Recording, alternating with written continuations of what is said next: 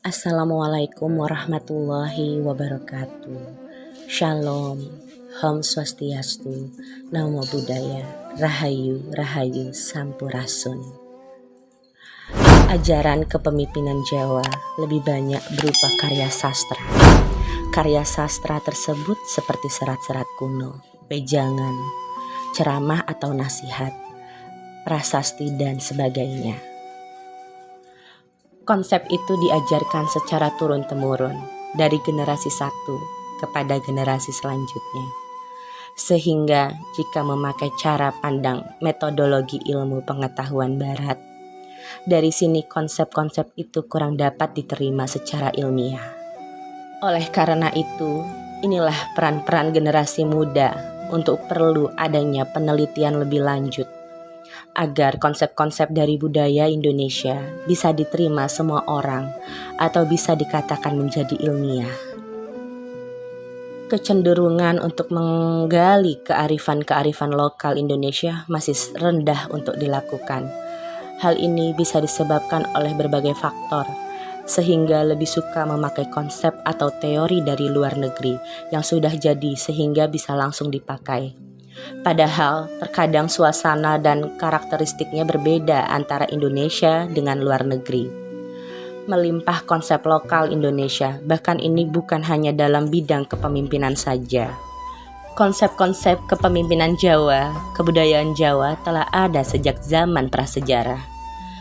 Kebudayaan Jawa adalah penjelmaan atau pengejawatahan budidaya manusia Jawa yang merangkum dasar pemikirannya, cita-citanya, semangatnya, fantasinya, kemauannya, hingga kesanggupannya untuk mencapai keselamatan, kesejahteraan, dan kebahagiaan hidup lahir dan batin. Hakikat kebudayaan Jawa dalam segala perkembangannya paling tidak memuat 4 elemen dasar, yaitu kepercayaan kepada Sang Pencipta, Zat Maha Tinggi, penyebab segala kehidupan, penyebab adanya dunia dan seluruh alam semesta, yang awal dan yang akhir. Keyakinan bahwa manusia adalah bagian dari kodrat alam yang saling memengaruhi untuk mewujudkan keselamatan dan kesejahteraan hidup lahir dan batin. Menjunjung tinggi sikap rukun dan damai terangkum dalam semboyan Memayu Hayuning Bawono, memelihara kesejahteraan dunia, memelihara keseimbangan hidup lahir dan batin. Karya-karya sastra Jawa banyak dijumpai adanya ajaran tentang kepemimpinan. Ajaran tersebut membicarakan bagaimana hubungan timbal balik yang ideal antara raja, negara, dan rakyat dalam rangka kehidupan bernegara, demi tercapainya cita-cita masyarakat yang adil dan makmur. Tata tentrem Kertora Harjo, tentram, makmur, sejahtera. Banyak sekali konsep-konsep kepemimpinan di Jawa ini, baik yang tersurat maupun hanya dalam lisan turun-temurun. Banyak sekali konsep-konsep kepemimpinan di Jawa ini, baik yang tersurat maupun hanya dalam lisan turun-temurun. Ada ajaran Astabrata, ada ajaran Ki Hajar Dewantara, ada ajaran Tripama, dan masih banyak lagi. Namun, ada kesamaan ajaran dalam setiap konsep-konsep tersebut, yaitu adanya kerjasama yang baik antara pemimpin dengan yang dipimpin. Untuk menjadi pemimpin, seorang pemimpin harus bisa arif dan bijaksana, serta memiliki pengetahuan yang luas. Pemahaman ini lebih condong kepada ajaran Manunggaling Kaulo Gusti. Walaupun ajaran ini masih ada perdebatan pro dan kontra dalam perkembangannya, inti dari semua konsep kepemimpinan, bahkan budaya Jawa, adalah adanya konsep Manunggaling Kaulo Gusti, yaitu bersatunya hamba dengan Tuhan. Konsep ini sebenarnya banyak penafsirannya, baik penafsiran apa adanya maupun penafsiran secara mendalam. Dalam kaitannya dengan kepemimpinan, Manunggaling Kaulo Gusti adalah manunggalnya bersatunya seorang pemimpin dengan rakyatnya. Demikian bijak dan adilnya seorang pemimpin, sehingga ia dicintai dan dihormati oleh rakyatnya, sehingga seakan-akan rakyat sudah manunggal bersatu dengan pemimpinnya. Untuk itu, diperlukan usaha keras yang tulus ikhlas sehingga tercapailah kemanunggalan, kebersatuan tersebut. Jika memakai kacamata dengan konsep Barat, konsep kepemimpinan Jawa tidaklah demokratis. Adanya pemilihan umum menjadi indikator kemajuan demokrasi suatu wilayah. Sedangkan konsep Jawa lebih kepada mufakat. Karena dalam sejarahnya tidak ditemukan catatan adanya pemilihan umum. Menurut Abraham Lincoln, mendefinisikan demokrasi sebagai government of the people, by the people, for the people, atau jika dialih bahasakan ke bahasa Indonesia, adalah pemerintahan dari, oleh, dan untuk rakyat. Dari uraian di atas, memang antara konsep Barat dengan konsep Timur berbeda, tetapi semua memang tergantung kultur masing-masing yang melatar belakangi. Walaupun tidak ada pemilihan umum, namun mufakat musyawarah dan gotong royong tercermin dari corak kepemimpinan Jawa. Karena kekuasaan dapat dibedakan menjadi dua, yaitu konsep pemikiran Barat dan konsep pemikiran Jawa. Kekuasaan dalam konsep pemikiran Barat adalah abstrak, bersifat homogeni, tidak ada batasannya, dan dapat dipersoalkan keabsahannya.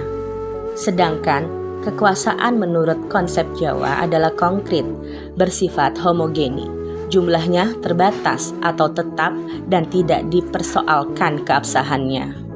Dalam konsep kepemimpinan versi Barat sendiri masih terdapat bermacam-macam pendapat mengenai apa itu pemimpin, bahkan masih terjadi kerancuan antara pemimpin dengan manajer. Namun, sebagian besar definisi kepemimpinan mencerminkan asumsi bahwa kepemimpinan berkaitan dengan proses yang disengaja dari seseorang untuk menekan pengaruhnya yang kuat terhadap orang lain guna membimbing, membuat struktur, serta memfasilitasi aktivitas dan hubungan di dalam grup atau organisasi. Terdapat benang merah antara sebagian besar konsep yang dimaksud di atas dengan pembahasan kita mengenai kepemimpinan versi Jawa. Walaupun tidak secara khusus disebutkan, namun pola hubungan antara pemimpin dan yang dipimpin itu harus sejalan. Inilah yang oleh kepemimpinan Jawa dimaksud manunggaling kaula Gusti. Mengenai bagaimana antara pemimpin dengan yang dipimpin tersebut bisa bersatu padu untuk kemajuan negara. Namun terkadang aktor-aktor yang menjalankan roda pemerintahan belum konsekuen menjalankan demokrasi. Inilah permasalahan dari sistem feodal yang sampai saat ini masih terasa dampaknya. Mereka telah paham dengan konsep kepemimpinan Jawa yang demokratis tersebut, namun terkesan ada keegoan yang masih mengotori jiwa kepemimpinan mereka. Karena di dalam diri pemimpin tersebut tercakup trias politika, mereka sebagai selaku legislatif, eksekutif, sekaligus sebagai yudikatif. Sehingga di mata rakyat, kekuasaan pemimpin Jawa adalah sangat besar. Rakyat tinggal sendiko dawu, siap laksanakan, derek kerso dalam, terserah kehendak raja. Dengan sangat tingginya kekuasaan pemimpin Jawa, raja, ratu, di dalam dunia pewayangan sampai digambarkan Gung Binatara, Bau Denda, Nyokrowati, sebesar kekuasaan dewa, pemeliharaan hukum, dan penguasa dunia. Sehingga dari situ terlihat tidak ada kontrol terhadap raja atau ratu. Mereka sangat absolut. Dampak lebih lanjut dari pola seperti tersebut menjadi ABS, asal Bapak senang. Memberikan tanda deskripsi zaman edan adalah terletak pada sikap masyarakat yang menyenangkan hati atasan. Sikap seperti ini merupakan buntut dari budaya feodalistik. Hal itu terjadi sebelum negara ini merdeka sampai pemerintahan Orde Baru. Bahkan pada zaman reformasi juga masih terjadi. Setiap teori itu tergantung tujuan dan konteksnya. Konteks di sini berupa kondisi masyarakat, keadaan ekonomi, maupun ranah-ranah lainnya. Sehingga tidak berarti mengesampingkan makna kata demokrasi dengan memakai budaya Jawa sebagai wacana kepemimpinan. Jika dipahami secara mendalam, Jika pula memakai terjemahan bahwa demokrasi itu dari, oleh, dan untuk rakyat, maka bisa kita pahami lebih luas tanpa harus sama dengan yang disampaikan teori dari luar negeri. Semua dikembalikan kepada rakyat. Jika rakyat telah sepakat dengan jalan partisipasi, musyawarah, dan transparan, maka modal pemilihan bisa dilakukan dengan cara lebih mudah dan murah.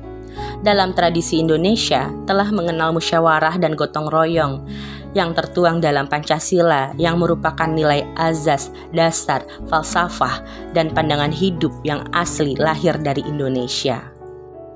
Indonesia memiliki cara sendiri dalam menerjemahkan demokrasi, khususnya di sini dalam kaitan dengan kepemimpinan, karena pemimpin inilah yang menjadi titik kendalinya, meliputi kepemimpinan dalam artian luas maupun dalam artian sempit yang terdiri dari setiap individu.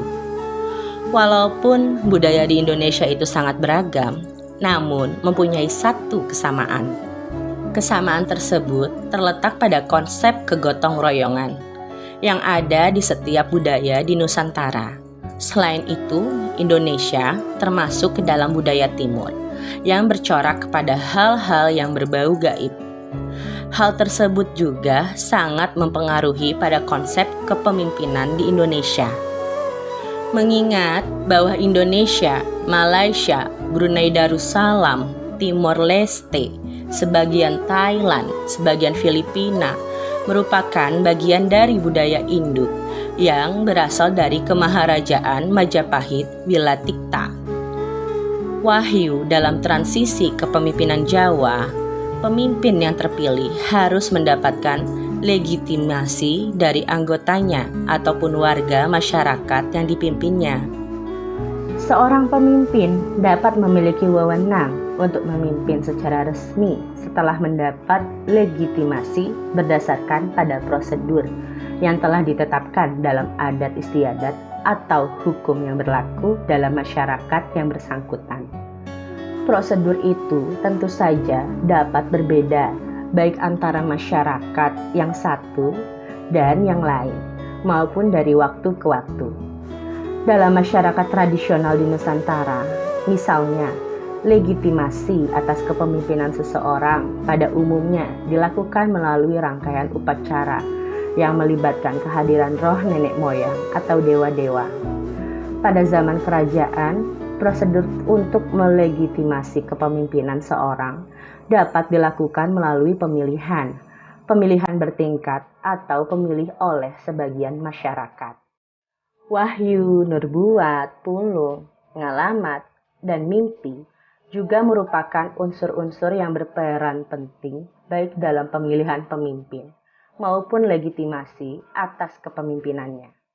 Oleh karena itu, untuk mendapatkan kekuasaan dalam kepemimpinan, seorang harus menempuh berbagai jalan laku yang panjang.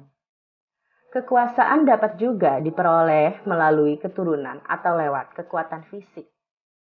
Pada zaman modern ini, kepemimpinan dapat pula diperoleh melalui pendidikan dan pemilihan berdasarkan keahlian atau spesialisasi. Untuk menduduki jabatan pada berbagai level, tidak lagi didasarkan terutama pada keturunan, melainkan pada tingkat pendidikan formal. Di dalam masyarakat Jawa, konsep kepemimpinan tradisional Jawa tidak bisa dilepaskan dari adanya wahyu. Menurut Weber, ada 3 sumber kekuasaan, yaitu tradisi, karisma, rasionalitas, dan legalitas. Ketiga hal itu sangat melekat dalam kekuasaan Jawa. Masyarakat percaya bahwa seseorang menjadi pemimpin telah mendapatkan kekuatan mistik sebelumnya. Kekuatan mistik itu diantaranya biasa dinamakan wahyu dan ada bentuk lain, yaitu pulung. Secara lebih lanjut, pulung dengan wahyu ada beberapa perbedaan, biasanya tergantung kedudukannya. Dalam masyarakat Jawa, pulung erat hubungannya dengan pemilihan kepala desa. Pulung dikabarkan berupa pola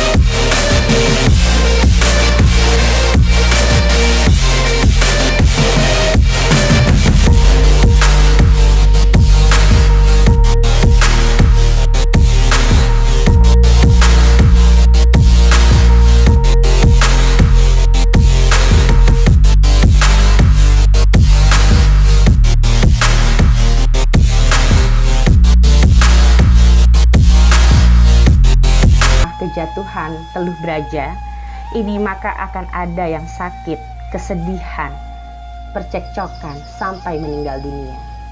Selain Teluh Braja, ada lagi, yaitu Pulung Pulang. Adalah cahaya berwarna biru cerah dan hijau terang, yang merupakan perpaduan cahaya emas, permata, dan timah. Pulung ini merupakan harapan baik dari seseorang. Orang yang menerima pulung biasanya akan mendapatkan keberuntungan atau kebejoan. Berbeda dengan Teluh Braja. Pulung turun ketika seseorang berkeinginan dengan usaha dan doa agar hajatnya terkabul. Doanya pun baik dan usahanya pun juga baik, tanpa ada usaha untuk menyakiti orang lain. Namun, orang yang kejatuhan pulung ini adalah orang niat mengejar keinginannya sendiri. Beda hal dengan wahyu. Sebenarnya sama seperti pulung, mirip-mirip. Namun, yang membedakan terletak pada tujuan orangnya. Jika pulung niatnya hanya untuk dirinya sendiri, maka wahyu ini demi kemanfaatan umum. Niatnya bukan untuk dirinya sendiri, tetapi dia berusaha dan berdoa agar alam raya ini damai, aman, makmur, dan sejahtera, serta adil. Sebagai tanda kalau orang telah mendapatkan wahyu adalah akan menerima daru.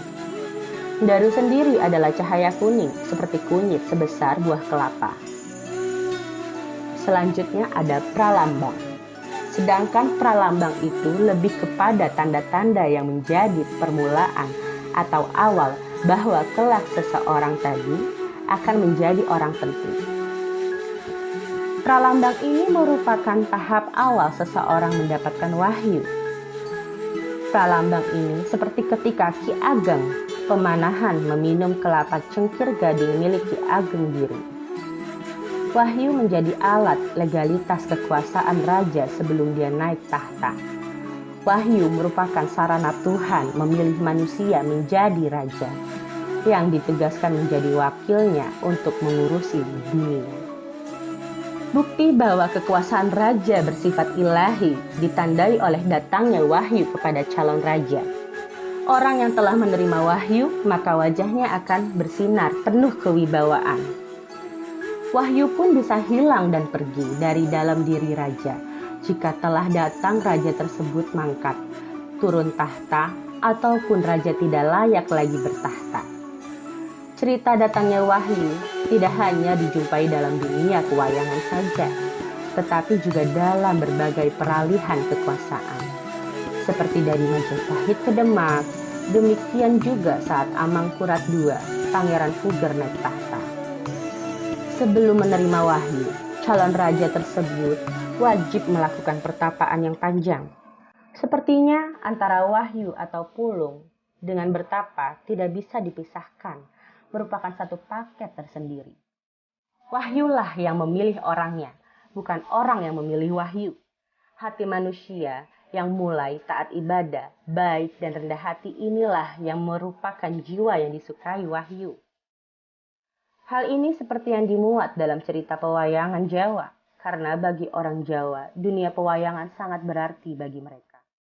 Cara mencari legalitas yang lain dengan memohon restu dari para ulama. Pada masa kerajaan-kerajaan Islam, khususnya di Jawa, restu para wali menjadi sangat penting untuk dianggap sah di mata rakyat. Dalam penobatan raja atau sultan, ulama merupakan perangkat penting untuk melantik seseorang raja. Biasanya ulama paling sepuh yang menjadi tujuan para raja untuk memohon doa restu. Bahkan Sultan dari Ternate pernah mencari restu kepada Sunan Giri untuk penobatannya. Pada waktu Sultan Hadiwijaya tidak mampu atau tidak bisa atau tidak diizinkan membuka pintu makam Sunan Pandanaran, bayat menunjukkan bahwa Sultan sudah tidak mendapatkan restu kembali untuk melanjutkan sebagai raja, walaupun sang ulama telah meninggal dunia. Dalam babat Tanah Jawi diceritakan bahwa Sultan Hadiwijaya dari Pajang sowan ke Giri untuk memohon doa restu kepada Sunan Prapen sehubungan pengangkatannya sebagai raja. Diceritakan bupati dari Madura, Sidayu, Lasem, Tuban, dan Pati berkumpul untuk menyambut kedatangan Sultan Pajang. Sunan Prapen memerintah di Giri sangat lama, yaitu di tahun 1548 hingga 1605. Kekuasaannya di bidang rohani telah membuat para raja baru untuk tunduk dan patuh padanya. Restu ulama seakan dihapus pasca penyerangan Sultan Agung dari Mataram Islam ke Istana Giri Kedaton, yang merupakan pusat kekuasaan Sunan Giri beserta keturunannya. Penyerangan ini diawali adanya pemberontakan Giri Kedaton yang tidak mau tunduk kepada Mataram Islam. Setelah itu, penulis belum menemukan referensi bahwa raja-raja harus dilantik seorang ulama. Jika berguru atau meminta petunjuk untuk mencari wahyu atau mencari bekal menjadi raja, mungkin dilakukan oleh setiap calon raja kepada para ulama, selain prosesi mencari wahyu. Tetapi pada zaman Belanda, pelantikan bukan dilakukan oleh ulama, tetapi oleh Belanda sendiri. Menepis ramalan secara harfiah, Ratu Adil adalah seorang ratu atau pemimpin yang adil, yang memimpin orang-orang adil dan menyebarkan keadilan untuk tercapainya kesejahteraan. Namun, Ratu Adil merupakan konsep kepemimpinan asli Indonesia, khususnya Jawa. Konsep ini berasal dari ramalan para leluhur bangsa ini, khususnya ramalan Joyoboyo yang kemudian diubah oleh Raden Ngabeni Ronggowarsito, seorang pujangga besar Keraton Kasunan Surakarta Hadiningrat. Berdasarkan ramalan Ronggowarsito, Ratu Adil ada 7, dan yang pertama sampai ke-6 memiliki kecocokan kriteria dengan Presiden RI, dari yang pertama sampai yang ke-6. Sedangkan yang terlaksana saat ini adalah yang ke-7, yang kebetulan Presiden RI yang akan datang juga ke-7.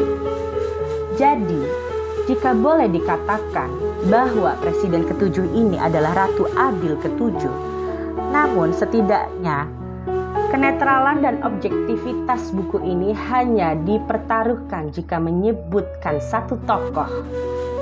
Alangkah baiknya jika membahas sedikit mengenai dinamika dari Ratu Adil itu sendiri. Berkaitan dengan ramalan, Ratu Adil merupakan sebuah konsep tentang pembebasan. Konsep ini dikenal di seluruh belahan dunia, walaupun dengan istilah yang berbeda-beda. Ini sebenarnya merupakan dari adanya harapan akan zaman yang terbebas dari zaman edan. Ciri dan perlambang zaman edan dalam ramalan Joyoboyo ialah kekacau balauan yang total luas mendalam. Alam pun turut dihajar kelainan. Situasi dan kondisi objektif manusiawi dan kehidupan syarat dengan penyimpangan di segala sektor. Ratu Adil merupakan tokoh yang akan membebaskan bangsa dari zaman edan. Berulang kali dalam catatan sejarah selalu memunculkan aliran mesianisme yang oleh masyarakat Jawa disebut Ratu Adil. Sehingga yang terjadi setiap ada permasalahan, masyarakat menganggap bahwa Ratu Adil akan muncul dan akan menyelamatkannya. Walau pada akhirnya harapan-harapan ini akan pupus dengan sendirinya, karena tokoh yang dianggap Ratu Adil ini tidak mampu seperti yang diharapkan. Mitos Ratu Adil menurut Kartodirjo bahwa munculnya manakala masyarakat Jawa menghadapi masalah-masalah sosial yang besar, keresahan di depan dan kerisauan menghadapi masa depan yang tak pasti membuat orang Jawa mengharapkan sosok Ratu Adil. Harapan akan kemunculan mesianisme ini merupakan dampak adanya penindasan, atau lebih tepatnya bahwa masyarakat menaruh harapan yang besar kepada seseorang yang mendapat kekuatan gaib untuk melawan penindasan ini. Sebagai gerakan penebusan redemptif, mitos Ratu Adil biasanya disertai gerakan protes yang keras, di mana peran pemimpin sangat menonjol. Para pemimpin yang dianggap menonjol ini biasanya berkaitan akan adanya peran gerakan keagamaan tertentu. Banyak gerakan sosial, termasuk kerusuhan, pemberontakan, sektarianisme, dapat diklasifikasikan sebagai gerakan keagamaan. Karena gejala-gejala pada umumnya cenderung untuk berhubungan dengan gerakan-gerakan yang diilhami oleh agama atau menggunakan cara-cara agama untuk mewujudkan tujuan-tujuan gaib mereka. Kebanyakan pergolakan tersebut cenderung mempunyai segi-segi yang bercorak keagamaan. Mungkin hal-hal seperti ini mirip dengan aksi-aksi terorisme dewasa ini yang mengatasnamakan agama. Memang nampaknya ada semacam ketakutan, kegelisahan, kekhawatiran atas perubahan yang terjadi yang akan mengancam eksistensi sebuah budaya atau sistem yang telah terjadi di masyarakat. Adanya kesewenang-wenangan dari budaya atau sistem baru menjadi alasan kuat untuk memicu pertikaian. Dalam kaitannya dengan konsep pembebasan, ada satu bahasan yang lain, yaitu propaganda. Propaganda dalam prosesnya selalu berjalan searah di mana pihak komunikator akan selalu menanamkan sugesti atau menggunakan unsur-unsur psikologis lainnya. Komunikator mengharapkan tidak adanya umpan balik bahwa propagandanya dapat diterima. Karena itu, dalam propaganda untuk mencapai kemerdekaan, kerap kali dihubungkan dengan mitos. Misalnya, ramalan Serat Jongko Joyoboyo, ramalan Sabdo Palon Noyo Genggong, dan yang lainnya. Langkah ini nampaknya dilakukan oleh Jepang dalam mempropagandakan untuk merayu bangsa Indonesia agar sudi mendukungnya.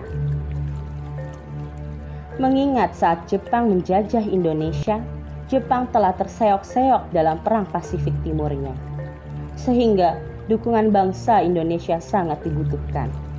Termasuk di antara akan ramalan Joyoboyo bahwa Indonesia akan terbebas dari penjajahan oleh bangsa yang ciri-cirinya mirip dengan Jepang.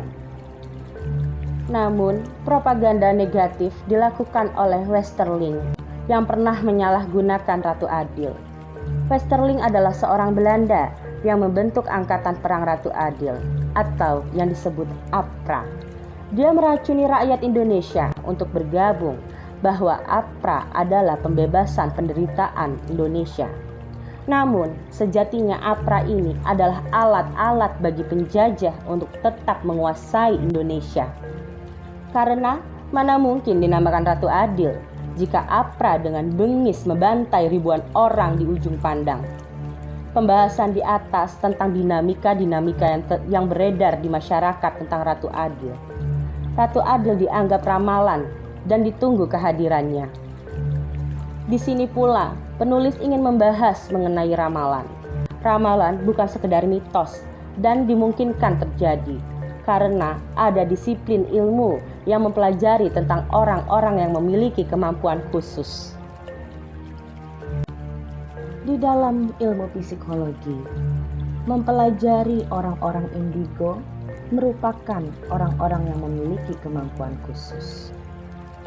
Khususnya, mampu meramal dengan memiliki kecenderungan tepat. Indigo adalah kondisi psikologis unik yang perlu dipahami. Kemampuan ini memiliki mekanisme yang sama dengan bakat. Orang-orang indigo memiliki kemampuan lebih dalam mempersepsikan hal-hal yang ada di sekitarnya, atau yang biasa disebut extrasensory perception (ESP). Hal tersebut yang membuat orang indigo seolah-olah dapat meramal dan melihat masa depan. ESP mengacu pada kemampuan mengirim dan menerima info tanpa menggunakan panca indera. Hal tersebut lebih dikenal dengan istilah indera keenam atau sixth sense, seperti membaca pikiran atau perasaan pada dasarnya menangkap gelombang. Semua orang punya kemampuan itu, hanya ada yang diasah dan ada yang tidak. Selain ESP, indigo memiliki beberapa kemampuan lain yang mungkin dimiliki. Beberapa indigo bisa mempengaruhi manusia atau memindahkan objek dengan pikirannya. Namanya psikokinesis. Ini mungkin seperti gelombang elektromagnet yang tidak disadari. Bukankah ada cabang ilmu yang meyakini akan kemampuan IQ, EQ, SQ? Padahal EQ dan SQ sendiri sulit diterima nalar manusia. Maka tidaklah berlebihan jika ramalan itu juga memiliki kebenaran, tetapi dengan akurasi yang berbeda-beda. Ramalan adalah sebuah prediksi atas kejadian yang akan terjadi di masa datang. Ramalan ini didasarkan atas 3 aspek, yaitu berbagai perhitungan yang matang, gejala alam dan daya di luar kemampuan manusia. Namun, tidak jarang ketiga aspek ini digunakan sekaligus dalam memprediksi masa depan. Ramalan yang sering dilakukan adalah ramalan cuaca, ramalan ekonomi, dan lainnya. Pemahaman tentang ramalan ini yang bisa ditarik jika hendak melihat Ratu Adil dari sisi ramalan. Ini juga menyangkut tentang perubahan zaman dan pola perubahan itu sendiri. Bagi mereka yang telah kuat ilmu dan pengalamannya, bisa melihat kemungkinan yang akan terjadi. Bukan hanya melihat yang bisa dan yang akan terjadi, namun juga bisa membuat yang tidak mungkin menjadi mungkin. Kepekaan ini akan muncul sendiri, dibarengi atas kedekatan kepada Sang Pencipta. Suatu ramalan adalah bukan karena manusia mengetahui apa yang akan terjadi, melainkan sebuah ketajaman analisis. Jongko Joyoboyo tidak menggunakan ilmu weruh sadurunge winara. Ilmu mengetahui peristiwa yang belum terjadi, seperti yang diyakini para penganut mistik, tetap menggunakan ilmu falak atau ramalan bintang. Saya kutipkan dasar ramalan bintangnya Joyoboyo dari kitab Primbon Kuraisin Adam Makna, yaitu mergo manut Primbon ilmu perlintangan, keton lintang kemukus, siji-sijine saben 100 tahun mung apisan temu gelang. Sebab menurut Primbon, ilmu perbintangan nampak komet satu-satunya setiap 100 tahun hanya 1 siklus. Begitu pula para wali songo juga mendalami ilmu falak yang digunakan meramal masa depan seperti ramalan bintang di koran-koran dan tabloid itu. Hanya saja menurut Islam, analisis masa depan menyangkut nasib manusia tidak boleh dijadikan sebagai ramalan yang diyakini pasti akan terjadi. Itu adalah suatu kesombongan. Boleh jadi Sultan Hadiwijoyo sedih memikirkan akhir karirnya atas ramalan Sunan Giri bahwa telah waktunya muncul Raja Baru di Jawa. Kata Ratu Adil bukan sekedar ramalan, melainkan sebuah wacana kepemimpinan. Ratu Adil yang selama ini dianggap ramalan, tetapi sesungguhnya sebuah konsep tentang kepemimpinan yang bisa dipelajari dan dilakukan oleh siapa saja. Anggapan yang kurang tepat bahwa itu hanya sebatas ramalan, sehingga kehabisan waktu untuk menunggu kedatangannya. Menunggu dan menunggu ini menjadikan seakan Ratu Adil tidak terlaksana, dan karena putus asa maka setuju jika itu hanya ramalan. Maka sekarang rakyatlah yang harus bergerak untuk menanamkan Ratu Adil di dalam jiwanya masing-masing. Sehingga dari sini rakyat dapat menyambut dan memilih Ratu Adil yang berupa pemimpin dalam arti luas. Bukan lagi menunggu, melainkan menciptakan dan menyebarkannya. Ratu Adil sebagai wacana kepemimpinan dari ketujuh Ratu Adil yang disampaikan Ronggowarsito. Tinggal yang ketujuh yang sedang terlaksana. Ratu Adil ketujuh tersebut adalah Satria Pinandito Sinisihan Wahyu. Dia adalah seorang kesatria, yaitu seorang yang paham dengan tata kenegaraan. Dia juga seorang ahli agama, yang berjalan berdasarkan wahyu-wahyu dari Tuhan. Pendapat berbagai pihak beragam. Ada yang setuju maupun yang tidak setuju dengan pembahasan tentang Ratu Adil ini, karena berasal dari ramalan.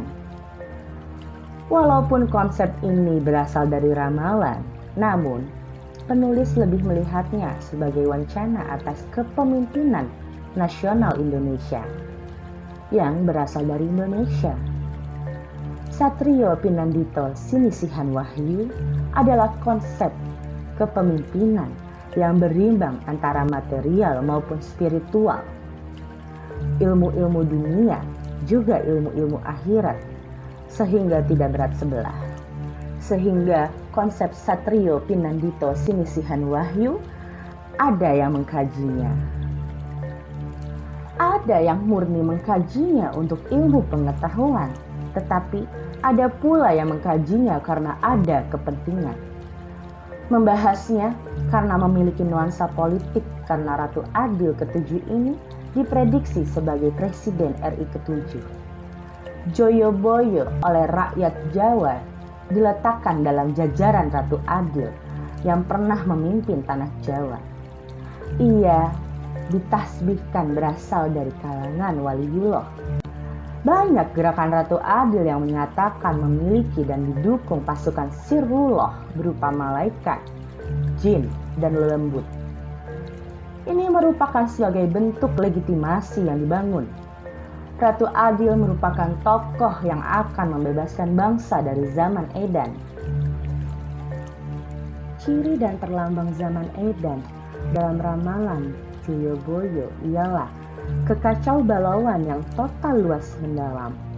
Alam dihajar oleh banyak kelainan. Situasi dan kondisi objektif manusiawi dan kehidupan syarat dengan penyimpangan di segala sektor. Harapan bakal tampilnya Ratu Adil untuk membebaskan masyarakat dari situasi krisis yang berkepanjangan bisa dikatakan sebagai salah satu bentuk mitos. Harapan mesianistik itu mengalir langsung dari ide mengenai fungsi raja atau Ratu Adil sebagai pembaharu dan penyelenggara tertib kosmik. Maka dari situ Ratu Adil juga disebut sebagai Heru Cokro, yang artinya payung mustika. Tokoh pembebasan atau pencerah atau mesias bangsa Indonesia. Artinya ia seorang satria yang berwatak pendeta.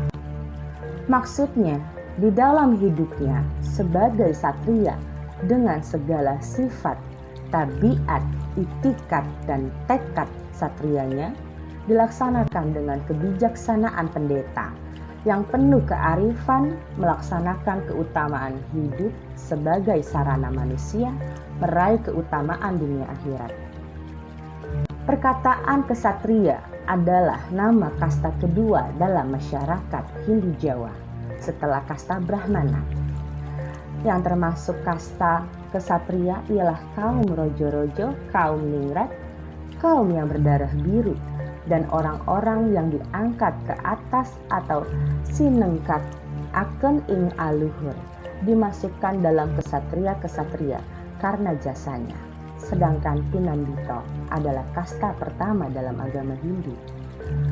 Menunjukkan orang atau sekumpulan orang menempatinya tersebut memiliki ciri utama adalah mengurusi keagamaan. Tinggal di tempat ibadah, mengurusi ritual keagamaan, menjadi legalitas pengakuan saat pelantikan raja. Dan karena berada di puncak tertinggi, maka dihormati semua orang. Setelah semua pengalaman untuk bekal di dunia didapatkan, ia akan mempelajari ilmu batin lebih mendalam. Tak mengherankan, dengan keuletannya mempelajari ilmu ruhani itu, ia mendapatkan derajat seperti resi, begawan, atau yang disebut Pinandito, yang semua tindakannya berdasarkan petunjuk Tuhan, yaitu Sinisihan Wahyu. Satrio Pinandito Sinisihan Wahyu merupakan satria yang berjiwa dan bersemangat religius yang kuat. Dialah pemimpin yang ditunggu akan membawa kepada kemakmuran dan kesejatian bangsa. Dari situ telah kita ketahui bahwa tokoh yang dimaksud ini merupakan seseorang yang menepati kasta kedua, yaitu Ksatria, sekaligus kasta pertama, Brahmana atau Pandito. Bahwa beliau adalah pemimpin sejati yang tegas dan taat kepada Allah, menjalankan roda pemerintahan dengan berdasarkan kepada kitab suci. Seorang pemimpin yang memiliki sifat rohaniawan dengan selalu berjalan sesuai hukum-hukum kebajikan. Contoh dalam pewayangan dapat ditemukan Sang Arjuna yang memiliki sifat satria Pinandito. Bahkan dia pernah bertapa sebagai begawan Mintarogo atau Ciptoning di Gunung Indrakila. Kata Ciptoning diartikan sebagai pikiran hening, sedangkan Mintaraga adalah badan yang berdoa. Dia adalah kesatria Pandawa, tetapi juga rajin untuk prihatin, bertapa, berguru kepada resi, keluar masuk hutan, naik gunung untuk memohon kepada Tuhan untuk kemakmuran negara dan kebahagiaan seluruh rakyat, dengan istilahnya mencari wahyu karunia Tuhan. Tokoh dalam dunia pewayangan lain adalah Bima. Bima merupakan kesatria Pandawa yang dapat menemukan dirinya sendiri dengan bertemu dengan Dewa Ruci dasar lautan. Kemudian ilmu yang didapat tersebut diajarkan kepada semua orang. Bima merupakan kesatria yang jujur, taat selayaknya seorang pendeta. Namun kemudian yang menjadi pertanyaan, adakah ciri-ciri lain yang dimiliki Satria Pinandito Sinisihan Wahyu selain yang berjiwa kesatria, pandito, dan selalu dekat dengan kitab suci? Mungkinkah undang-undang atau tatanan politik kita mampu memunculkan sosok sang Ratu Adil? Bagaimana mungkin seorang sosok pemimpin muda pembaharu dapat muncul ke permukaan tanpa harta, money politik, atau politik uang? Jika sistem tatanan politik yang dibuat hanya memungkinkan tokoh-tokoh partai yang dibesarkan di dalam suatu lingkungan yang syarat dengan akal-akalan, siasat, serta tipu muslihat konstitusional yang berbasis pada kepentingan dan kekuasaan. Suatu sistem konstitusi yang disusun secara jujur sedemikian rupa dapat memungkinkan munculnya sosok-sosok Ratu Adil yang akan membantu membenahi moral Indonesia, khususnya moral politik. Berangkat dari kepemimpinan yang baik disertai dukungan dari segenap bangsa Indonesia, maka zaman pencerahan akan terwujud. Maka dari situ kita tahu bahwa Ratu Adil atau Satria Pinini merupakan sebuah transformasi. Ratu Adil merupakan sebuah konsep tentang transformasi kepemimpinan nasional Indonesia. Transformasi atau perubahan berasal atas atau pemerintah dari sebuah konsep kepemimpinan yang menyebabkan zaman edan menuju kepada konsep kepemimpinan zaman pencerahan. Jika perlu juga melakukan perombakan-perombakan dari sistem tersebut, karena transformasi berasal dari kata trans yang berarti berpindah dan formasi yang berarti bentuk.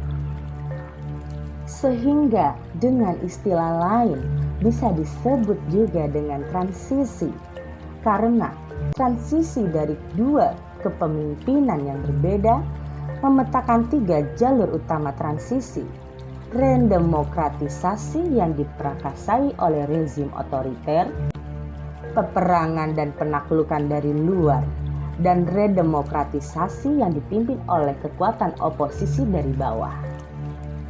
Jalur pertama sama dengan jalur dari atas atau transformasi. Jalur kedua sama dengan jalur intervensi atau Huntington. Sedangkan jalur ketiga sama dengan jalur dari bawah atau replacement. Jalur ketiga inilah nampaknya yang akan bisa memunculkan adanya Ratu Adil. Adanya dorongan dari bawah untuk mengadakan perubahan secara tulus dan bukan atas modus keduniawian semata. Dorongan ini tidak selamanya melalui jalan-jalan kekerasan, namun bisa dilakukan dengan gerakan moral atau saat ini sering dinamakan revolusi mental. Secara harafiah, Ratu Adil adalah seorang pemimpin yang adil, yang memimpin orang-orang adil dan akan membawa keadilan untuk mencapai kesejahteraan. Jika kita tarik dengan kondisi Indonesia saat ini, memang kita sangat membutuhkan pemimpin yang seperti itu. Namun keberadaannya sampai saat ini belum kunjung hadir. Bahkan saat rakyat hampir kehilangan kesabaran, sebenarnya keberadaannya tersembunyi dalam jiwa setiap rakyat Indonesia. Setiap rakyat Indonesia berhak sekaligus berkewajiban untuk menjadi Ratu Adil. Harapan akan datangnya Ratu Adil itu ada dalam dada masyarakat Nusantara, namun seakan tersembunyi dalam palung hati dan jauh dalam imajinasinya. Tersembunyi inilah yang juga bisa dimaknai sebagai piningit atau tersembunyi atau disembunyikan. Maka di situ Ratu Adil juga disebut sebagai Satria Piningit. Konsep Ratu Adil muncul sebelum negara Indonesia berdiri. Pertama kali muncul pada masa pemerintahan Raja Joyoboyo, seorang raja Kediri, kemudian muncul juga oleh Sabdo Palon Noyogengo dan Dharma Gandulnya pada akhir masa Majapahit dan diperjelas oleh Ronggowarsito, pujangga Keraton Kasunan Surakarta. Dalam budaya Sunda, muncul Wangsit Siliwangi. Dari Siliwangi, seorang raja besar Pajajaran. Selain itu, banyak penjelasan-penjelasan lain mengenai ratu dari beberapa tokoh, di antaranya Sunan Giri. Semua pendapat tadi dituangkan dalam kitab-kitab karya mereka. Padahal pada zaman itu tidak bisa sembarangan orang mampu dan diizinkan membuat kitab. Ratu Adil sendiri memiliki banyak istilah atau nama lain yang dipercaya di seluruh dunia, khususnya Indonesia. Hal itu seperti Ratu Adil, Satria Piningit, Al-Mahdi, Imam Mahdi, Al-Masih, Mesias, Al-Fattah, Milenarian, Sang Juru Selamat, dan sebagainya. Kesemua konsep ini pada hakikatnya adalah sebuah konsep pembebasan. Konsep ini percaya bahwa Ratu Adil akan membawa rakyat atau umat kepada arah yang lebih baik. Namun, penulis mengkritiknya jika rakyat atau umat tersebut hanya mempercayai saja tanpa adanya usaha untuk merealisasikannya, maka Ratu Adil itu selamanya tidak akan ada. Setiap orang berhak untuk menjadi Ratu Adil sehingga status Ratu Adil bisa dimiliki oleh siapapun. Asalkan orang tersebut menerapkan konsep-konsep Ratu Adil di dalam hidupnya. Harapan terhadap datangnya Ratu Adil ini tidak hanya hidup pada masyarakat Jawa.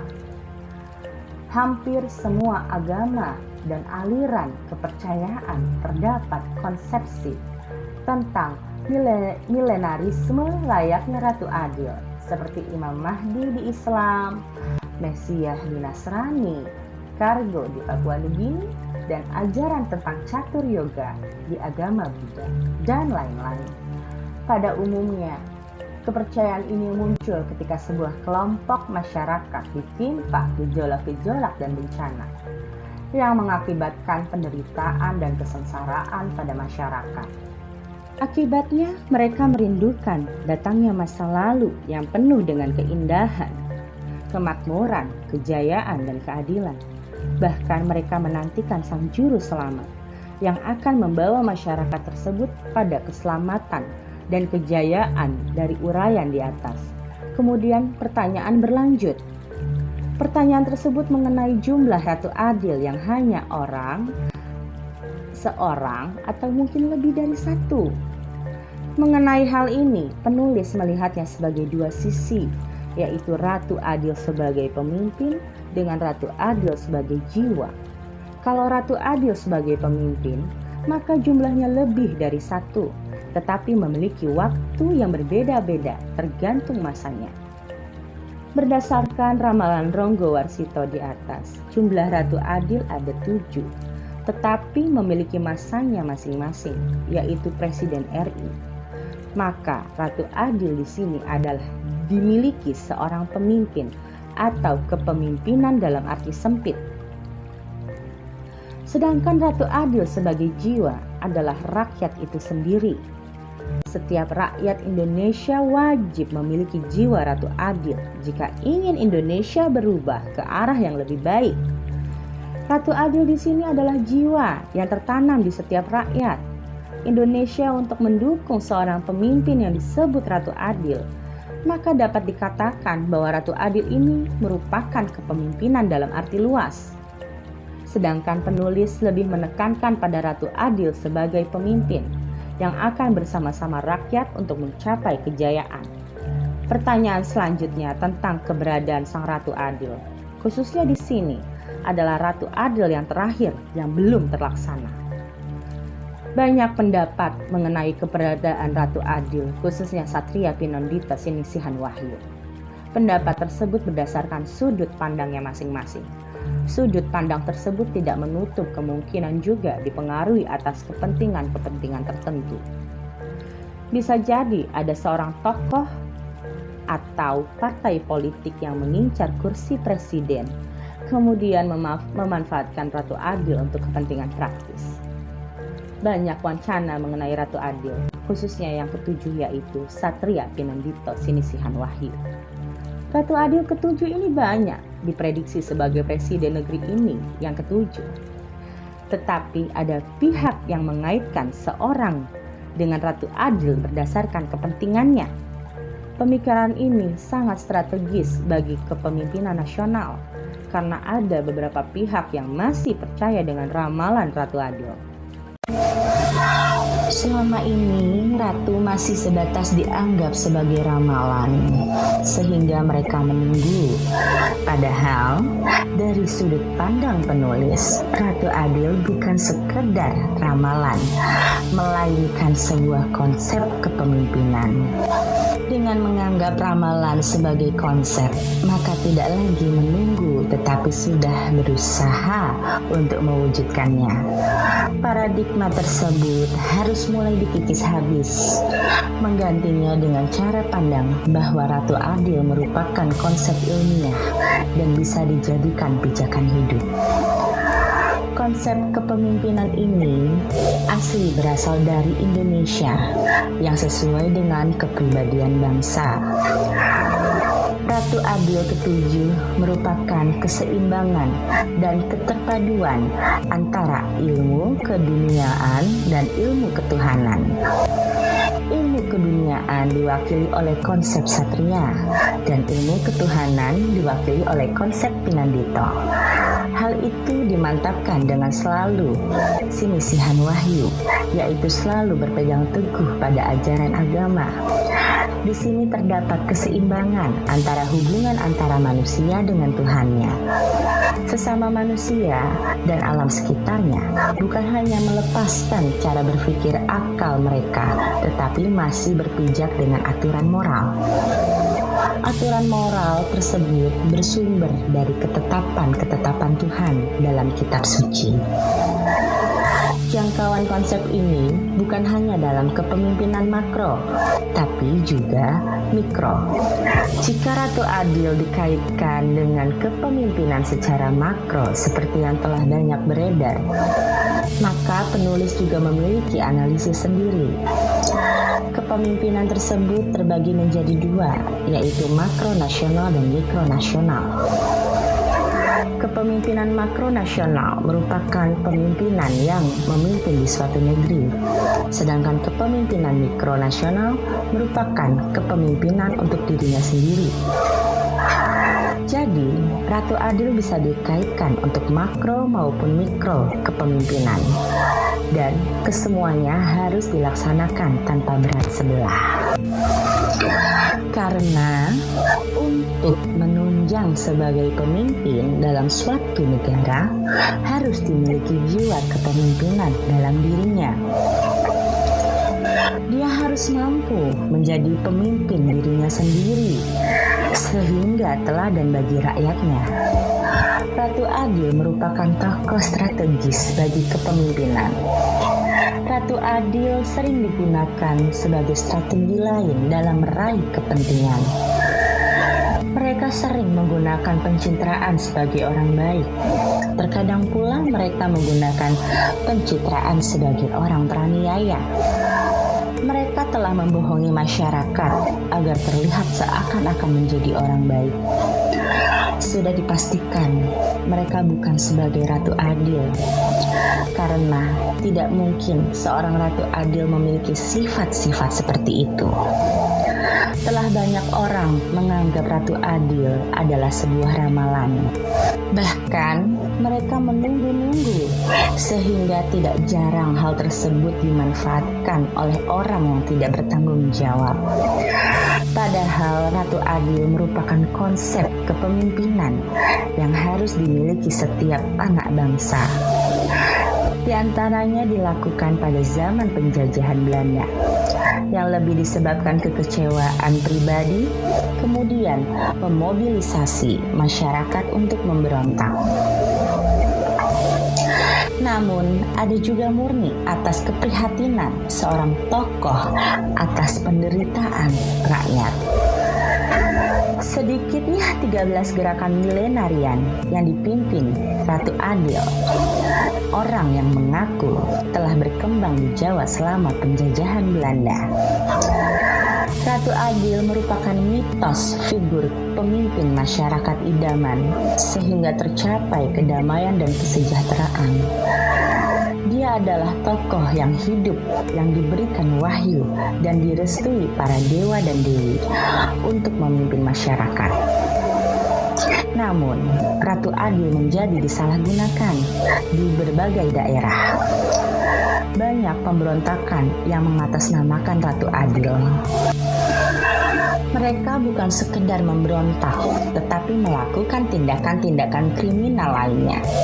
Atas dasar rasa tertindas, kesengsaraan yang tidak kunjung berakhir, maka mereka nekat dan menggunakan kata Ratu Adil sebagai pembenaran. Terkadang pemberontakan didalami oleh penjajah yang ingin menjajah negeri ini kembali. Dari situlah banyak orang yang pesimis dengan Ratu Adil, karena dianggap hanya sebagai lamunan kosong. Sekarang Ratu Adil jangan dianggap lagi sebagai ramalan. Ratu Adil jangan lagi dibayangkan sebagai sosok yang datang dengan membawa kebaikan. Tetapi Ratu Adil merupakan konsep kepemimpinan yang berasal dari Indonesia. Konsep itu bukan dibayangkan, tetapi diterapkan sehingga kita menjadi Ratu Adil. Jika kita hanya sekedar membayangkan, maka selamanya Ratu Adil tidak akan terlaksana, sehingga hanya dianggap sebagai mitos saja. Semua orang berpeluang untuk menjadi Ratu Adil, baik itu secara makro kepemimpinan maupun secara mikro kepemimpinan. Syarat utamanya dengan mampu menjalankan kriteria-kriteria tersebut. Mampu menyeimbangkan antara kemampuan keduniaan dengan kemampuan akhirat, dengan selalu menjalankan perintah Tuhan dan menjauhi segala larangannya. Bertahan di segala kondisi buruk tanpa merubah prinsip dalam hidupnya untuk menuju kepada kejelekan, keburukan. Karena keburukan akan selalu menggoda dia untuk selalu mengikutinya. Ratu Adil secara makro kepemimpinan pasti mampu bertahan melewati segala godaan. Karena memang seorang pemimpin harus memiliki kemampuan lebih baik daripada manusia pada umumnya. Ratu Adil secara makro kepemimpinan bukanlah dia yang muncul secara tiba-tiba. Hal ini berkaitan dengan makna Satria Piningit, bahwa dia adalah tokoh yang baru yang membawa pencerahan. Dia tokoh yang seakan-akan muncul dari dunia pertapaan untuk membebaskan penderitaan rakyatnya. Dengan demikian, sebelumnya dia belum dikenal oleh rakyat. Anggapan ini lebih condong kepada yang menganggap bahwa Ratu Adil adalah mitos. Padahal Ratu Adil bukan lagi sekedar mitos, namun sudah merupakan konsep dari kepemimpinan yang berasal dari Indonesia. Satria Piningit bukan diartikan tokoh baru yang muncul ke permukaan, karena tidak mungkin diketahui rekam jejak dia selama ini jika langsung masuk ke dunia perpolitikan. Ditakutkan tokoh ini memiliki rekam jejak yang buruk yang tidak diketahui masyarakat sebelumnya. Jika ini yang terjadi, maka sama halnya dengan melakukan pembodohan terhadap masyarakat. Namun, tokoh ini juga bukan merupakan tokoh yang diasingkan karena melanggar hukum. Lebih dari itu, tokoh ini diasingkan hanya karena tidak bersedia untuk melanggar hukum. Pemahaman Ratu Adil atau Satria Piningit tampaknya perlu kita perbarui. Jangan sampai kita terjebak dalam pengkultusan individu atau kelompok sebagai Ratu Adil. Pengkultusan individu ini membuat semakin terlena dan sekedar menanti.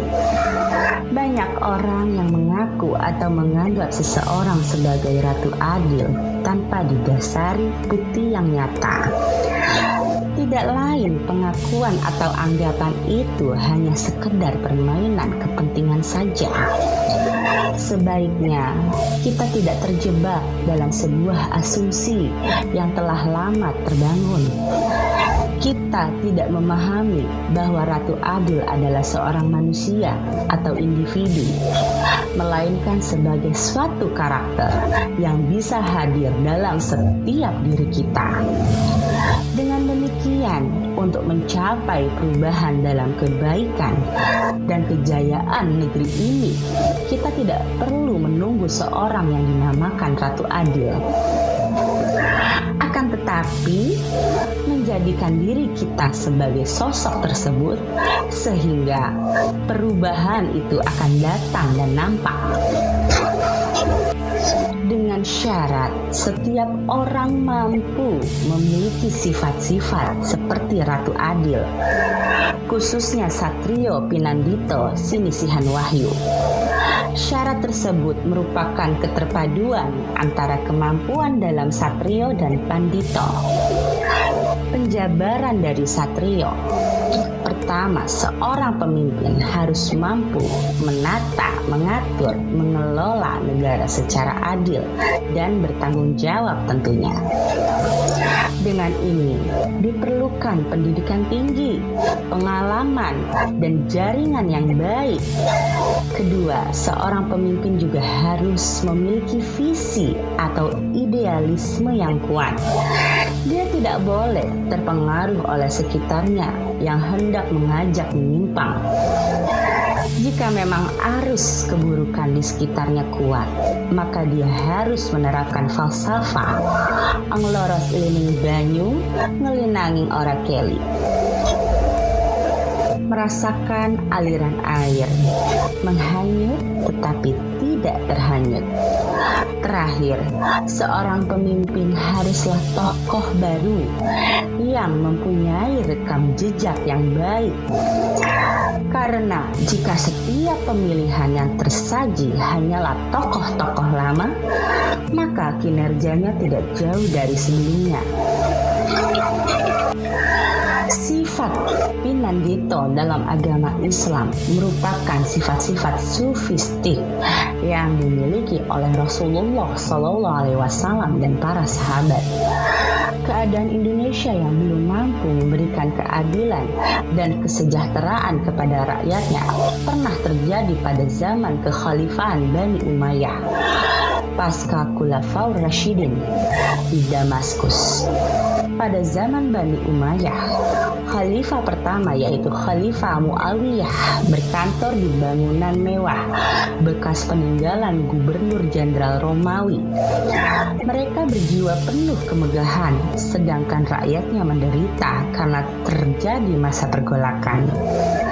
Berbeda dengan Rasulullah SAW dan para sahabatnya, hal ini mengundang keprihatinan bagi para sahabat dan tabi'in. Di antaranya seorang tabi'in yaitu Hasan al-Basri. Hasan al-Basri mengajak umat Islam untuk kembali kepada akhlak Rasulullah SAW.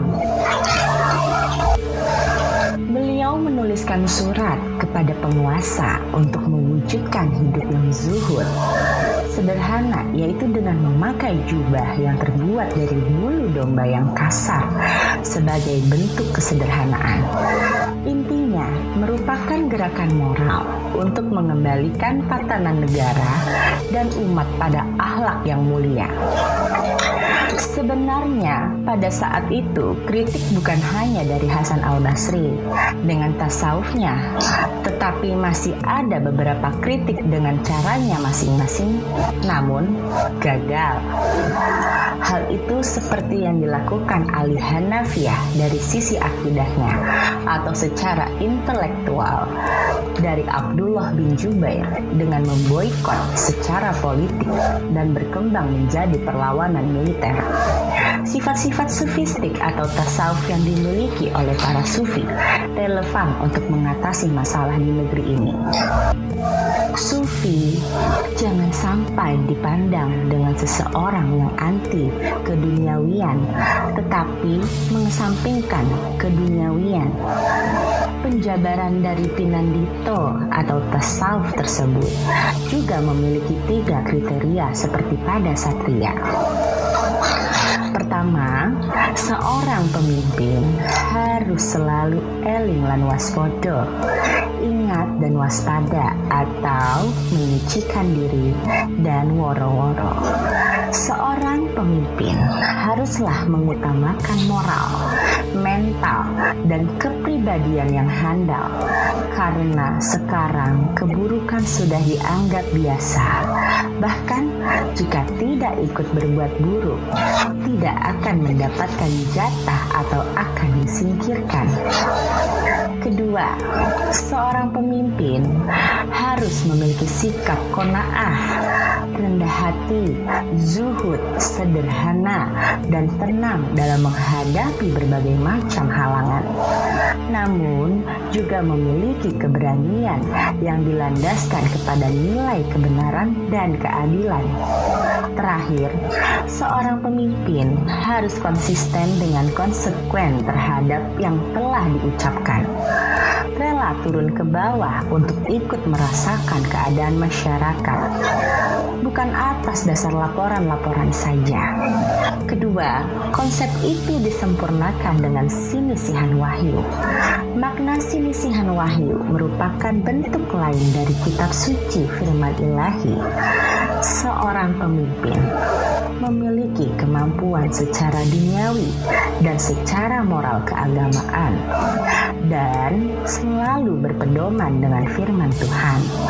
Sehingga di sini ada kesungguhan hati bagi pemimpin tersebut untuk selalu menjalankan amanahnya. Karena merasa takut kepada Tuhan daripada dunia dan seisinya, lebih mementingkan jabatan sebagai amanah daripada hadiah. Maka pemimpin seperti ini akan menjadikan panutan yang baik bagi masyarakat. Sebagaimana sebuah proses untuk menuju hasil, maka diperlukan syarat untuk mewujudkannya.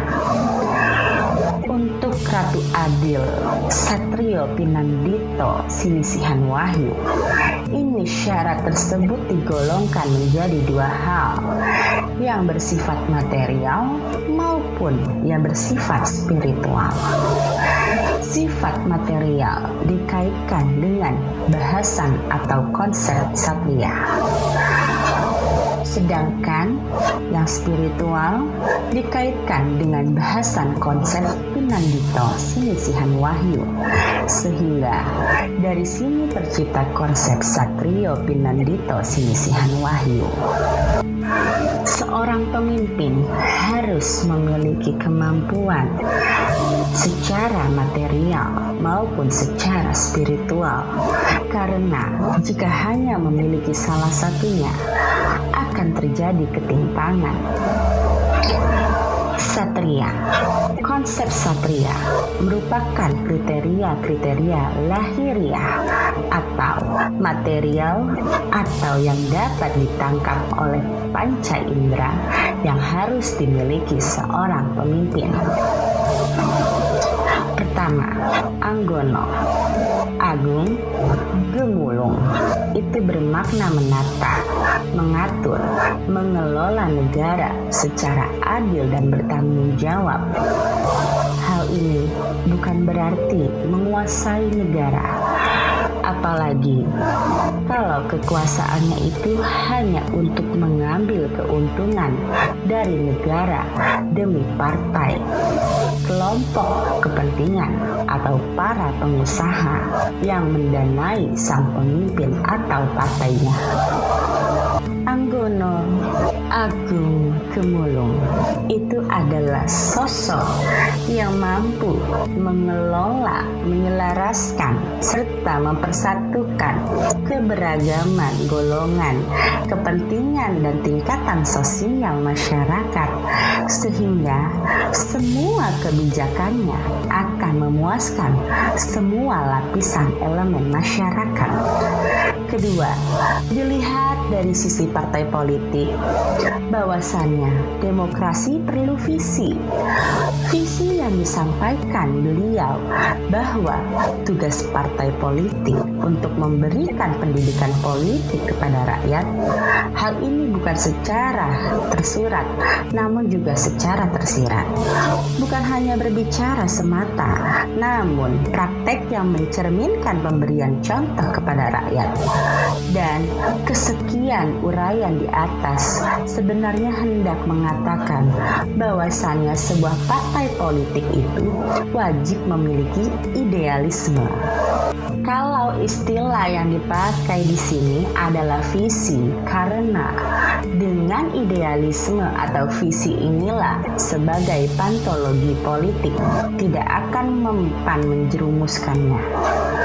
Sekarang yang terjadi di Indonesia adalah krisis idealisme.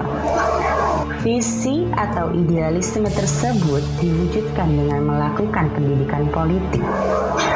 Cara yang dilakukan untuk melakukan pendidikan politik adalah menjadi teladan yang baik. Hal utama dan pertama kali dengan menjadikan dirinya sebagai panutan dalam hal yang baik. Apabila ada orang yang dahulunya misterius dan tidak pernah teruji secara publik, apalagi memiliki track record yang bermasalah, lalu berjanji kalau menjadi presiden tidak akan ada yang namanya korupsi dan sebagainya, maka dianggap nonsens. Yang terjadi pasti korupsi. Kemudian konsep Pinandito Sinisihan Wahyu merupakan kriteria-kriteria batiniah atau spiritual atau yang tidak dapat ditangkap oleh panca indera yang harus dimiliki seorang pemimpin. Kembali ke awal, bahwasannya kabar atau ramalan atau prediksi kondisi zaman saat ini berasal dari serat Kolotida.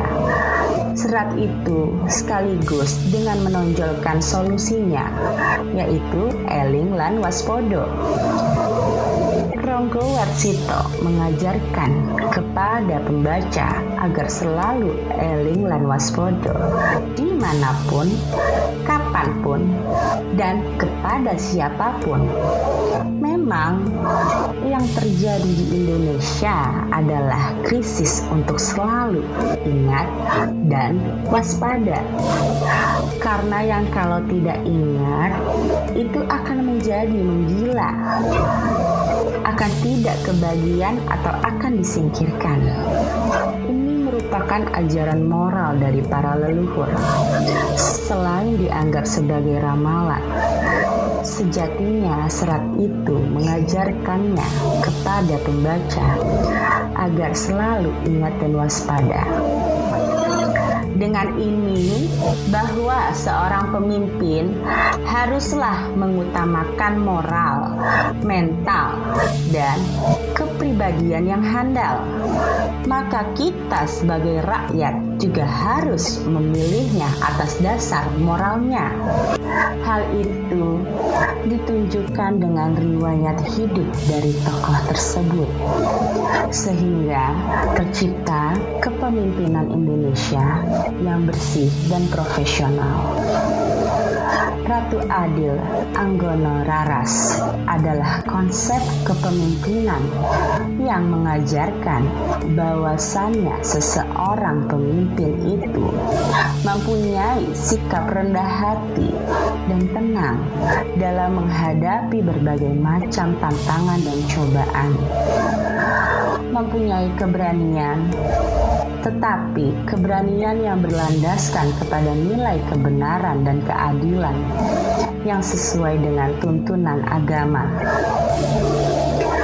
Dari berbagai ciri yang tersebar di dalam berbagai versi ramalan, tersirat bahwasannya di dalam sosok Ratu Adil itu bersemayam keterpaduan serta keselarasan jiwa dan ruh pancama birawa, kekuatan 5 ma, yaitu mandito, mengayom, meranoto, momong, mangreh, jiwa pendeta yang melindungi, mengatur, melayani, dan memimpin.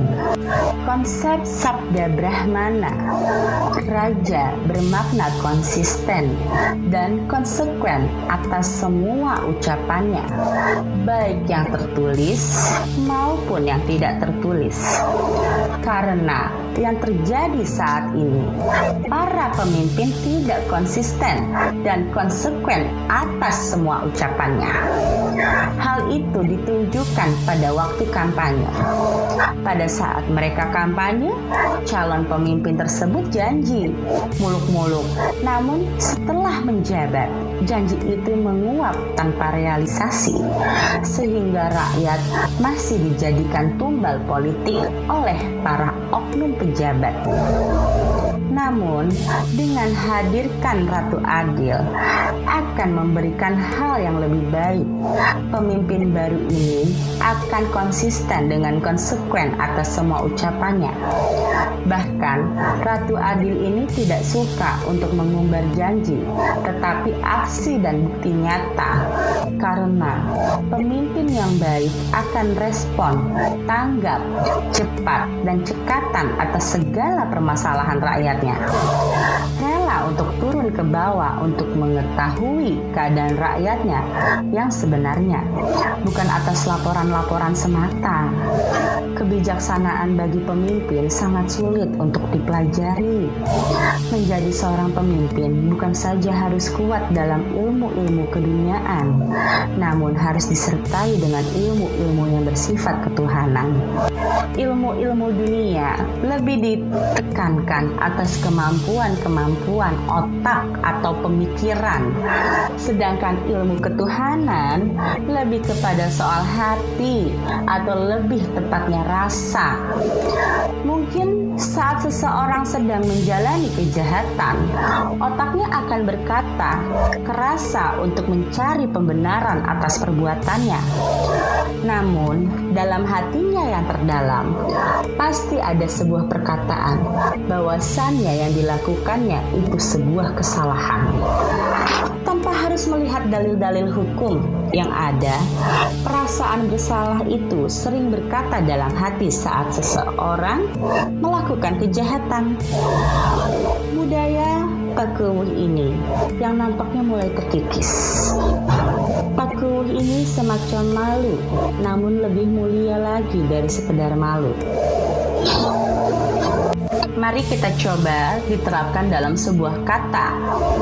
Misalkan, saya pakeuh kalau datang terlambat, atau saya pakeuh jika korupsi. Mungkin kata pakeuh menjadi tempat untuk kata itu, namun menjadi berbeda jika penggunaannya menjadi kalimat saya pakeuh karena tidak memakai celana.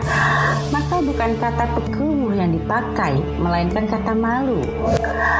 Penulis mengira di Jepang dan di Cina masih menerapkannya budaya pakeuh ini, sehingga tidak segan seorang pemimpin akan mengundurkan dirinya atau melakukan bunuh diri jika gagal dalam melaksanakan tugas ataupun melakukan kesalahan.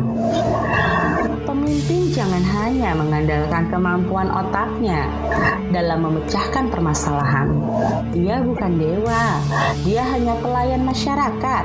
Dia harus konsultasi dengan orang lain untuk memecahkan permasalahan.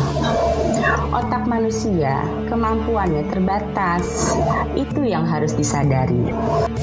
Namun, masalah berat pun jika ada kerjasama antara masyarakat dan pemimpin, maka akan ada jalan keluarnya. Selama ini, negeri ini masih kurang dalam adanya konsolidasi antara lembaga dan masih enggan mendengarkan aspirasi dari masyarakat. Pengerjaan, rencana, anggaran hanya dikerjakan sendiri tanpa memperhatikan partisipasi maupun hasil musyawarah masyarakat. Masyarakatlah yang akan menerima manfaat. Jadi masyarakat pula yang paling mengerti apa yang mereka butuhkan. Sulit memang untuk mendialogkan ketiga unsur dalam Ratu Adil ke-7 ini. Seseorang hanya memiliki kemampuan satria saja atau pinandita saja. Namun, ada pula yang memang pandai dalam dunia kesatria. Dia juga taat ibadah, tapi sayangnya masih memiliki sifat menang sendiri. Tidak cross-check atas segala informasi, maka orang seperti itu belum dikatakan silisihan wahyu. Satrianya hanya untuk dirinya sendiri, pinanditonya hanya untuk dirinya sendiri, belum mencapai bahwa tujuan diciptakannya di muka bumi untuk kemaslahatan bagi sesama. Yang sangat menakutkan, takutnya terjadi keangkuhan dalam berilmu dan beribadah kepada Tuhan. Dengan merasa benar sendiri, maka tidak jarang bertindak sewenang-wenang kepada orang lain yang dianggapnya tidak sepandai dan sealim dirinya. Manusia memang sebagai pemimpin bagi dirinya sendiri. Pemimpin seperti apa yang dimaksud adalah yang telah mampu adil kepada dirinya sendiri, kepada keluarganya, kepada seluruh makhluk, dan kepada Tuhannya. Jika boleh dikatakan, kata pemimpin ini memiliki sinonim yang lebih dekat dengan ratu. Maka Ratu Adil bukanlah siapa-siapa atau apa-apa, melainkan orang yang telah mampu menjadi pemimpin bagi dirinya sendiri, kemudian berdampak kepada keluarganya, kepada seluruh makhluk dalam bingkai ketakwaan kepada Tuhan. Bagaimana bisa seseorang mampu menjadi pemimpin bagi sebuah negeri jika dirinya sendiri dan keluarganya masih berantakan? Pemimpin seharusnya tidak hanya memandang jabatan itu dari sisi prosedural semata, melainkan harus memandang dari sisi-sisi kontekstual atas realitas yang terjadi di masyarakat. Kacamata prosedural hanya melihat di permukaan saja, sedangkan kontekstual lebih dalam sehingga tepat dalam mendiagnosa masalah. Namun, antara keduanya tidak bisa dipisahkan, namun juga tidak bisa berat sebelah. Di dalam penerapannya, pemimpin tidak hanya memerintahkan kepada kebajikan dan keadilan, namun juga harus introspeksi diri dan mau menerima masukan-masukan yang membangun. Karena jangan sampai ternyata kita sendirilah penyebab masalah atau bagian dari masalah itu sendiri. Kesimpulannya, kondisi bermasyarakat, berbangsa dan bernegara semakin hari semakin memprihatinkan. Tingginya tingkat pendidikan formal tidak dibarengi dengan kemapanan akhlak seseorang. Bahkan idealisme yang dipelajari itu pun dilanggar agar kepentingannya bisa tercapai.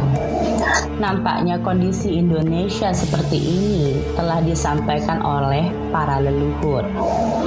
Mocopat Pupuh Sinom karya Raden Ngabehi Ronggowarsito menyebutkan dengan zaman edan. Zaman edan ini akan terbebas jika datang Ratu Adil. Namun sayangnya Ratu Adil hanya dianggap sebuah ramalan, sehingga hanya menunggu-nunggu. Ataupun ada orang-orang yang memiliki kepentingan sesaat dengan memanfaatkan Ratu Adil. Padahal Ratu Adil menurut penulis bukan hanya ramalan, bahkan penulis melihatnya jika Ratu Adil ini adalah sebuah wacana baru kepemimpinan nasional. Ronggowarsito menyebutkan jika Ratu Adil itu ada 7. Yang ketujuh ini adalah Ratu Adil, Satrio Pinandito Sinisihan Wahyu. Makna dari Satrio Pinandito Sinisihan Wahyu seharusnya digali dan diterapkan sebagai konsep kepemimpinan. Sebagaimana sebuah proses untuk menuju hasil, maka diperlukan syarat untuk mewujudkannya. Untuk Ratu Adil, Satrio Pinandita Sinisihan Wahyu, ini syarat tersebut digolongkan menjadi 2 hal, yang bersifat material maupun yang bersifat spiritual. Sifat material dikaitkan dengan bahasan atau konsep satria, sedangkan yang spiritual dikaitkan dengan bahasan konsep Pinandito Sinisihan Wahyu. Sehingga dari sini terciptanya konsep Satrio Pinandito Sinisihan Wahyu. Seorang pemimpin harus memiliki kemampuan secara material maupun secara spiritual. Sifat-sifat seorang kesatria meliputi anggana, agung, gemulung. Itu bermakna menata, mengatur, mengelola negara secara adil dan bertanggung jawab. Dilihat dari sisi partai politik bahwa demokrasi perlu visi. Visi yang disampaikan beliau bahwa tugas partai politik untuk memberikan pendidikan politik kepada rakyat. Pinandito meliputi pertama, kembali ke awal, bahwasannya kabar atau ramalan atau prediksi kondisi zaman saat ini berasal dari serat Kolotido. Serat itu sekaligus dengan menonjolkan solusinya, yaitu eling lan waspodo, ingat dan selalu berwaspada. Kedua, Ratu Adil Anggono Raras adalah konsep kepemimpinan yang mengajarkan bahwasannya seorang pemimpin harus memiliki sikap rendah hati dan tenang dalam menghadapi berbagai macam tantangan dan cobaan. ketiga, konsep Sabdo Brahma Naraja bermakna konsisten dan konsekuen atas semua ucapannya, baik yang tertulis maupun yang tidak tertulis. Sifat Pinandito dalam agama Islam merupakan filsafat sufistik yang dimiliki oleh Rasulullah SAW dan para sahabatnya.